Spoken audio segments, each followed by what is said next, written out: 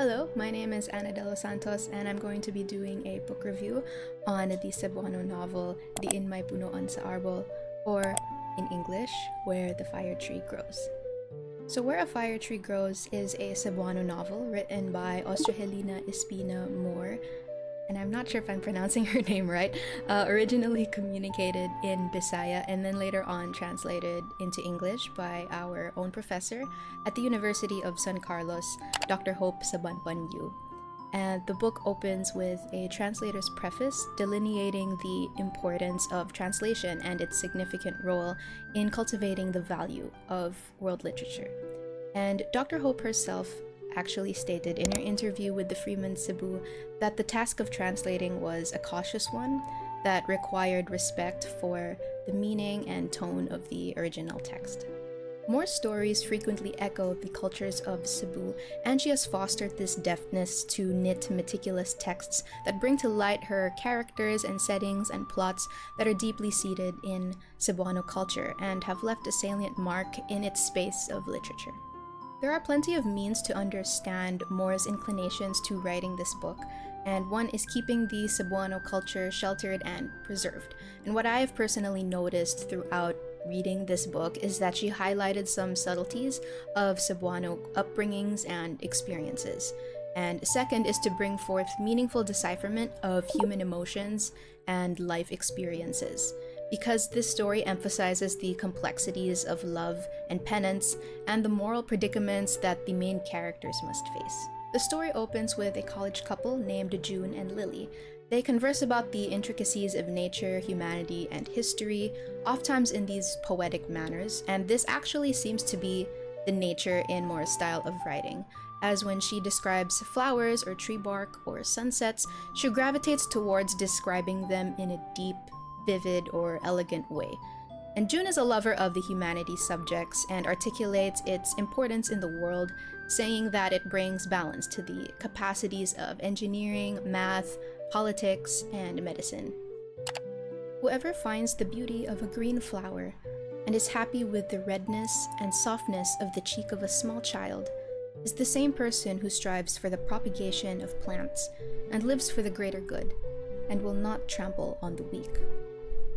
Furthermore, June has chiefly had this long-standing admiration for his beautiful, graceful, and intelligent poetry teacher, Miss Arcelia, ordinarily called by her first name, Estrella.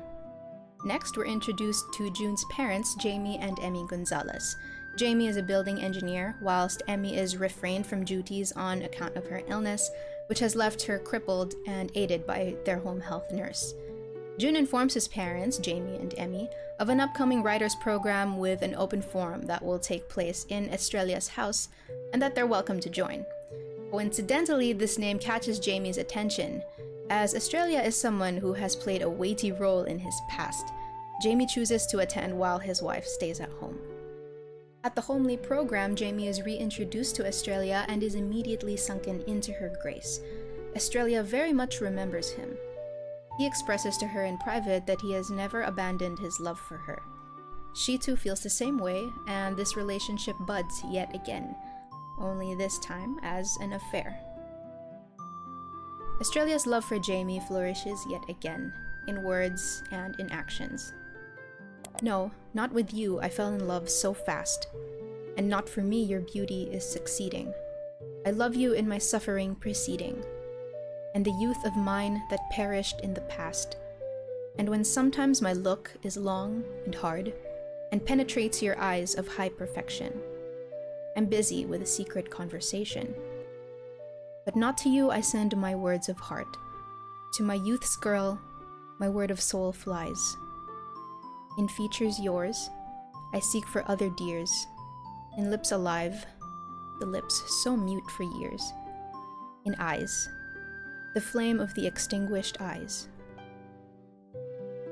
Their relationship, although ever so impassioned and authentic, very easily constituted objections and doubt from me as the reader, because like I mentioned earlier, this story highlights the moral dilemmas of the main characters. And I was predisposed to question this affair, the angles of both its justifications and unprincipled qualities. Ostensibly, Estrella and Jamie do deeply love each other and possess this form of love that is everlasting and withstanding. However, I also pondered about Jamie's family unit and how this bearing might also trouble them. Now, I don't wish to vilify any of the characters in this story, as I regularly find it important to be neutral and analytical. And I can also register how complex love can be, especially when there are children involved or muddy circumstances. And as more of Jamie's and Estrella's pasts are disentangled and explained to a greater extent later on, I found that it was important to be fair-minded. Diin may Punoan sa Arbol bears this idyllic and flowery habit of writing and attends to dubious standpoints with grace. My most adored characteristic of this story was easily the use of poetry, and I also appreciated how the characters' actions and choices allowed me to deliberate my opinions from a more impartial or open-minded standpoint. However, I do think that there could have been more room to dilate the characters, specifically Jamie, Estrella's, and Emmy's past or earlier experiences, as they were brought about in a rather quick pace. With how sensitively and artistically the story was constructed, I thought it would have been more compelling to expound additional facets in a natural pace and not assert this sense of rush and urgency. Altogether, I came to appreciate the art of translation and how it brings forth cohesion amongst those who speak different languages or who were perhaps brought up in different cultures. As to the novel itself, I adored certain features of the story and also think that more could have been done for it to reach its full potentiality. This was the first Cebuano novel that I've read, and to a newcomer like me, it unfastened my understanding of the talent, the artistry, and the ingenuity of local writers. I think it would be especially heartening to embolden young Cebuanos and their possible inclinations to publishing their own works. But the joy of youth, whose minds and bodies are innocent, is comparable to that of the geniuses of Da Vinci and Michelangelo, illuminated, sheltered, and accompanied by the grace of angels. Once again, my name is Ana de los Santos, and thank you for listening to my book review, and I hope that you enjoyed it.